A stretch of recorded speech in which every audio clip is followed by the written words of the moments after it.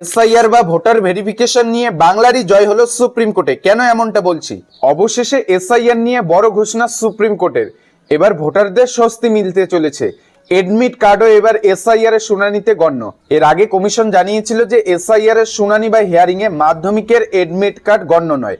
তবে সুপ্রিম কোর্টের নতুন ঘোষণা, এসআইআর এর হিয়ারিং বা শুনানিতে মাধ্যমিকের এডমিট কার্ড গ্রহণ করতে হবে। আরো একাধিক ঘোষণা দেওয়া হয়েছে। কি কি জানানো হয়েছে, সুপ্রিম কোর্ট কি জানিয়েছে এসআইআর নিয়ে, সেটা এবার আমরা জেনে নিচ্ছি। প্রথমেই জানিয়ে রাখছি, সুপ্রিম কোর্ট গতকাল এসআইআর প্রক্রিয়া নিয়ে 5টি নতুন নির্দেশিকা দিয়েছে। কি কি নয়া নির্দেশিকা দেওয়া হয়েছে? 1 নম্বরে বিএলএ 2দের শুনানিতে থাকতে দিতে হবে। 2 নম্বরে বলা হয়েছে সব লজিক্যাল ডিসক্রিপেন্সি কেসের তালিকা প্রকাশ করতে হবে। 3 নম্বরে বলা হয়েছে শুনানির স্থানের সংখ্যা বাড়াতে হবে, অর্থাৎ শুনানি বা হিয়ারিং এর ক্যাম্পের সংখ্যা বাড়াতে হবে। 4 নম্বরে আরো বলা হয়েছে মাধ্যমিকের এডমিট কার্ড গ্রহণযোগ্য নথি হিসাবে অনুমোদন দিতে হবে কমিশনকে, সুপ্রিম কোর্টের নয়া নির্দেশ। 5 নম্বরে বলা হয়েছে নথি জমা দেওয়ার পর রসিদ প্রদান করতে হবে, অর্থাৎ ভোটাররা এসআইআর এর শুনানি বা হিয়ারিং এ গিয়ে নথি জমা দেওয়ার পর নথির প্রমাণ দিতে হবে, অর্থাৎ নথির রসিদ কিন্তু দিতে হবে কমিশনকে। এমনটাই নতুন নির্দেশিকা দেওয়া হয়েছে।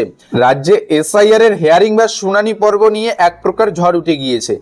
আজ কমিশনের তরফে বলা হচ্ছে এই নথি লাগবে, কাল বলা হচ্ছে ওই নথি লাগবে। ভোটারদের মধ্যে দিন দিন হয়রানি বেড়েই যাচ্ছে। তবে অবশেষে সুপ্রিম কোর্টের নয়া নির্দেশের পর ভোটারদের এবার স্বস্তি মিলতে চলেছে। সুপ্রিম কোর্টের এই দিনের নির্দেশের ফলে এসআইআর এর হিয়ারিং বা শুনানিতে নয়া কিছু নিয়ম লাগু করা হয়েছে, যার ফলে ভোটারদের এবার স্বস্তি মিলতে চলেছে। মূলত আজকের এই ভিডিওতে এটাই আপডেট জানানো ছিল। এসআইআর শুনানি পর্ব নিয়ে সুপ্রিম কোর্টের তরফে কি নতুন নির্দেশিকা দেওয়া হয়েছে সেটা আপনারা আজকের এই ভিডিও থেকেই জানতে পারলেন। ভিডিওটি যদি আপনাদের একটুকু উপকারে এসে থাকে তাহলে ভিডিওটিতে একটি লাইক করে দেবেন। যারা আমাদের ইউটিউব চ্যানেলে নতুন, চ্যানেলটিকে সাবস্ক্রাইব করে রাখবেন। ফেসবুক পেজ থেকে যদি আমাদের এই ভিডিওটি দেখে থাকেন তাহলে পেজটিকে ফলো দিতে ভুলবেন না। প্রতিনিয়ত এরকম আপডেটগুলো কিন্তু আপনারা ইউটিউব চ্যানেল, ফেসবুক পেজে পেয়ে যাবেন।